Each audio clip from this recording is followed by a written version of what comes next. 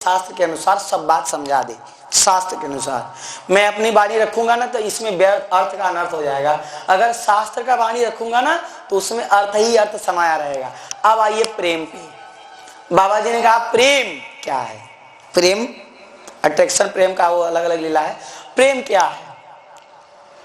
तो हमारे यहाँ प्रेम का परिभाषा लिखा हुआ है, एक छोटा सा ग्रंथ मेरे पास है, कभी आप लोग पढ़िएगा, इसलिए मैं दिग्दर्शन करा देता हूं। एक तो प्रश्नोत्तरी इतना छोटा है कि आप लोग कोई भी लोग इसको ग्रहण कर सकती हैं। कोई भी लड़कियां, कोई बच्चियां इस प्रश्नोत्तरी को ग्रहण कर सकती हैं। और प्रश्नोत्तरी में जो लिखा हुआ है वो बहुत सुंदर परिभाषा लिखा हुआ है। अब प्रेम पे आते हैं। प्रेम शब्द है क्या? तो इसमें एक प्रेम स्वरूपम अनिर्वचनीयम, नारद भक्ति सूत्र भी कहता है कि प्रेम का स्वरूप अनिर्वचनीय। क्या है अनिर्वचनीय? मतलब जिसको वचन से कहा न जा सके। और कैसे ना कहा जा सके? तो मूकन स्वादनवत। जैसे गूंगा से पूछो क्या स्वाद है भोजन का, तो गूंगा बता पाएगा?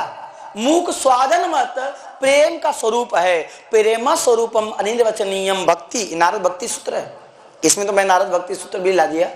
और मुंह का स्वादनवत, प्रेम वैसा ही है जैसे कोई खाए और उसका स्वाद न बता पाए। केवल अनुभव की चीज है। प्रेम क्या है? अनुभव की चीज है। और प्रेम होता किसके लिए, प्रेम कहते किसको, ये भी समझ लो। जो प्रेमी होता है ना, एक दूसरे के ऊपर अपना प्राण न्यौछावर करने के लिए तैयार रहे। एक दूसरे के सुख का तो सुख सुखित। मैं शास्त्र के पास देखो, हमारे पास शास्त्र है, हम जो भी कहेंगे किसके अनुसार कहेंगे? तभी ना शास्त्री हैं। शास्त्र के अनुसार बोलेंगे तब शास्त्री हैं, और संसार के अनुसार बोलेंगे तो संसारी हो जाएंगे। इसीलिए यहाँ पे लिखा है तो सुख सुखित्व ही भाव प्रेम है। कैसा? यथा ब्रज गोपिका नाम, जैसे ब्रज गोपियों ने भगवान श्री कृष्ण से किया।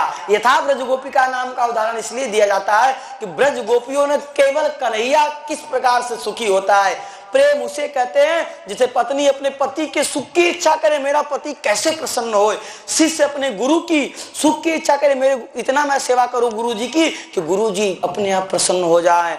ऐसे ही महाराज भक्त अपने भगवान की प्रीति के विचार करता है कि वो कर्म मैं करूं जिससे मेरे भगवान प्रसन्न होए। कैसे? यथा ब्रज गोपिका नाम, जैसे ब्रज गोपिका है, ब्रज गोपियों का प्रेम तो जानती है। यथा ब्रज गोपिका नाम छोड़ो, यथा मीरा नाम, मीराबाई का प्रेम देखो कितना प्रेम है। विष पी जाती है महाराज, हलाहल विष ग्रहण करती है चरणामृत के नाम पे, उनका कुछ बाल बाका नहीं होता है। तो कहने का अर्थ ये है प्रेम स्वरूप। अब प्रेम दोनों तरफ से होता है, एक तरफ से नहीं होता है। अब प्रेम जो होता है तो सुख सुखित्व के लिए होता है। आजकल पति भी चाहता है मेरे को ज्यादा सुख मिले, पत्नियां चाहती है मेरे को ज्यादा सुख मिले, इसलिए दोनों को सुख नहीं मिलता है।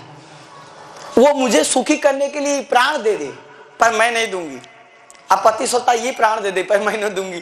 तो ये दोनों तरफ से प्रेम नहीं है। इसको कहते हैं एक प्रेमी एक दूसरे के सुख की इच्छा करता है। ये कैसे सुखी होंगे? पहले की माताएं ऐसा करती थी, अपने पति की सुख में सुख मिला दिया, इसीलिए पूरा जीवन अपने पति के साथ गति को प्राप्त हो गई। हाँ, जो स्त्री अपने खराब पति हो, पति का काम पति करे, खराब पति हो, अगर खराब पति के साथ भी अगर कोई स्त्री सतीत्व से रह जाए तो उसकी मुक्ति बनी बनाई है। उसके लिए परमात्मा का दर्शन साक्षात सामने खड़ा है महाराज, उसको योगी बनने की जरूरत नहीं है। घटना सुना दे। एक तो महात्मा थे, अपने उनके सर पे घोंसला बना दिया चिड़िया ने, और ऐसे ताके और चिड़िया थोड़ा जब जगे तो ऐसे ताके चिड़िया जल गई। ठीक है, वो महात्मा गए घूमते घूमते एक सती के यहाँ, भिक्षाम देही। सती अपने पति की पूजा मतलब सेवा कर रही थी। पूजा मतलब सेवा कर रही थी। कहा रुक जाइए थोड़ा सेवा करके आते हैं। तो गुस्सा हो रहे थे, लाल पिला के हमको रोक दिया, हमको जानती नहीं हम कौन है। तो सती ने कहा कि देखिए हम वो चिड़िया नहीं है कि जो आप ऐसे देख लेंगे तो हम जल जाएंगी।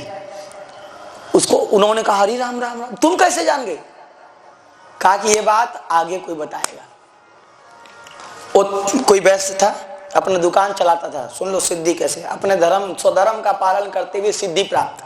पति धर्म, पति व्रत धर्म का पालन करते उसको सिद्धि मिल गई, सब कुछ जानने में सामर्थ, सब कुछ जानने में सामर्थ। सोचो आज की बच्चियां कौन बता सकती हैं त्रिकालज्ञ कौन हो सकती हैं?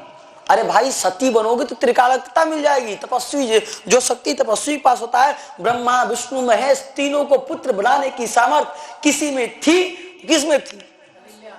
सती अनुसुईया किसमें थी? तीन देव खेल रहे बन के लालना। तो महाराज सती का बल देखो। आज की माताएं सोचती हैं हम सती ना हो और हमको सब बल प्राप्त हो जाए, नहीं होगा। आप पति की सेवा करते करते सारी सिद्धि मिलेगी और ऐसी सिद्धि मिलेगी कि आपके सामने भगवान खड़े रहेंगे।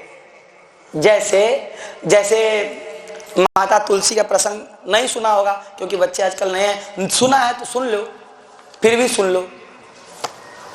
मतलब उनके पति खराब है, राक्षस हैं, गलत कर्म कर रहे हैं, फिर भी उन्होंने अपने पातिव्रत धर्म को पालन किया तो जालंधर को शंकर जी मारने में सामर्थ्य नहीं रखते थे। जब भगवान विष्णु गए उनके सतीत्व को अपने रूप से, क्योंकि भगवान तो सबके पति हैं, एक रूप से, एक व्यवहार की दृष्टि से उन्होंने भंग कर दिया, तब जालंधर मारा गया।